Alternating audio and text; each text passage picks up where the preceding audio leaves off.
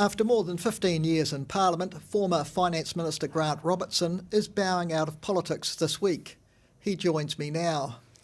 Look, I mainly want to talk about your role as Finance Minister and some of the things that have come up and come up subsequently now that you're not in the role, but particularly looking at the work that the Auditor General's been doing around the effectiveness of government spending. And at Select Committee, I think over the last few weeks, you yourself have commented that as Finance Minister, it was often difficult to find out just how effective spending was, particularly when it went across departments. I mean, how much of an issue is that? It's definitely an issue, and it's a structural issue because the way we organise government is into, in terms of money, appropriations, which are then administered by individual agencies and departments, and the accountability via the Public Finance Act and via the Public Service Act is in those silos.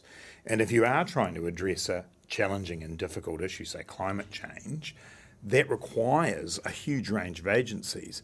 And effectively what we've done is put over the top of that, so if we use climate as the example, what's called an interdepartmental executive board, so chief executives from a whole lot of different departments. But then when we come to analyse it via the Auditor General's work or the Select Committee work, we're back to the individual agency's spends. And that isn't a great way to see whether you've achieved the outcomes that you wanted. Where I think the Auditor General and I have been in a bit of a debate over the last couple of years is what's the solution to that? And if you're a public servant, your first port of call is going to be the legislation that you're bound by. What John and others are saying, and I agree with, is we need something better and bigger than that. But you can't fault, I don't think, the public servants for just doing what they're told to do. We have to change the rules. Well, because presumably if you're looking at some sort of multi-department spend on climate change, what have you, it might make sense for this department actually to spend the money there to be more effective, but that may not meet what it's appropriated for. It should always meet what it's appropriated for. In terms of get that yeah, but that's exactly. And one of the things I was trying to do with the wellbeing approach was start to get past these silos. So in a changing tack to a different area, we use the justice sector as a pilot sector to say we are going to fund you as a group. So police, corrections, Ministry of Justice, courts, etc. We're going to fund you as a group. You're going to come to us with an agreed set of priorities and goals, and then you will get that as a block of money which you're all responsible for together. And it was a fascinating process because the police, I remember in one of the discussions, said, we don't want that money. We want that to go to Oranga Tamariki to make sure we don't end up at the other end of it. And I think you're making much better decisions when you're doing that. But again, when you go to the estimates, it goes back to being broken down by those agencies. So we have to change the law if we're going to achieve what John Ryan and others want. And I don't differ with him. He thinks we can do more in the practice of our work before we get to changing the law. And there's some truth in that, but I think it's a pretty tough call on a lot of public servants to try and put that on top of them when they've already got other responsibilities. So how would you change the law? So essentially, I think there should be far fewer appropriations, and I think those appropriations should be able to be managed by multiple agencies, and they should be based on the outcomes we want. And that's essentially what the wellbeing budget was trying to do, but we didn't get there with COVID and other things that got in the way. But saying, these are our goals in climate, these are our goals in child poverty, and these are the agencies who are responsible, but the reporting, including the financial reporting, moves outside of the silo to a combined group of people. Sounds very technical, but it will actually make quite a big difference to the way people think. Because it's always seemed a little bit strange, the budget process, this idea of budget bits, and there's almost this sense that departments turn up at the Finance Minister's office fighting with one another to get the better share of the money. Is that how it really works? Certainly was how it felt when I came in. I was actually quite surprised when I came into government that the budget process did seem to be pretty much as you just described it. And so what we did in 2019 with the wellbeing budget was we said, okay, here are the government's 6 priorities. Here is the sub kind of priorities within that. That's the main stuff we're going to fund, and we want you to talk to each other about how you're going to achieve those goals. It didn't work perfectly, but it certainly changed that process around so that it wasn't just people shouting the loudest and saying they wanted it. I would say that there's a caveat to all of that, which is about 75, maybe even 80% of what you're dealing with each year in the budget is just a given. It's just the cost pressures to make the system work, to make schools to be able to turn their lights on so that there are doctors and nurses in a hospital.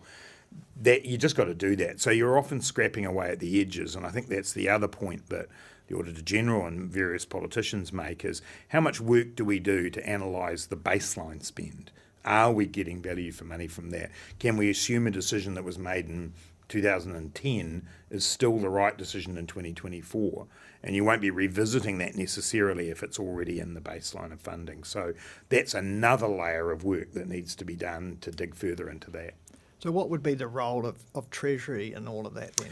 And that's a very good question. So the way Treasury view their job is that because the system is devolved, they don't get down to a project level analysis of what's going on. They look at what has the agency's been asked to do via their appropriation at a high level, and they'll assess that, but they don't drop down. You could potentially envisage a more detailed role for Treasury, perhaps not on everything. Maybe each year they might pick half a dozen things that are in that big set of priorities and drill down a lot further to that. And I think that is a very active debate. Treasury has already changed a bit of what it's doing. It now reports in a lot more detail on kind of the big one-off things like the COVID fund, for example. You can find a lot more information about that now online than you ever would have been able to, partly because the Auditor General asked for it, which is, to say, well, this is a special one-off thing. And the Select Committee is currently debating that in terms of the New Zealand Upgrade Program or the Shovel Ready Fund. When a big program like that gets created, Treasury probably does have a need to say a bit more about what the outcomes are. But again, that's not what the letter of the law says, and I think I can understand why public servants will focus on that responsibility. I mean, I don't want to get into the politics of all of the issues around wasted spending and what have you, but the system you're talking about putting in place, would that allow a finance minister to be much more precise about where money is best spent and where perhaps, not working, let's shift it over somewhere else? I think it would help, but I don't think we should ever believe that there's some perfect arrangement for that. I mean, an awful lot of the money that the government spends on behalf of taxpayers is given to somebody else to then do. It's what technically is called non-departmental spending. And that's because there will be an NGO or another agency who's better at spending it than central government might be or has been organised to do so. So it ends up a very long way away from government, and so I don't think you could ever be able to claim perfection. But I do think there is an opportunity for that. And again, it's kind of what we were trying to do with the wellbeing stuff. Say, well, here are the outcomes that are not just fiscal indicators, because that's part of the problem. Those appropriations lead you to an indicator that is more about the fiscal balance and have we spent the money, and less about a qualitative difference to the environment or to people or to communities.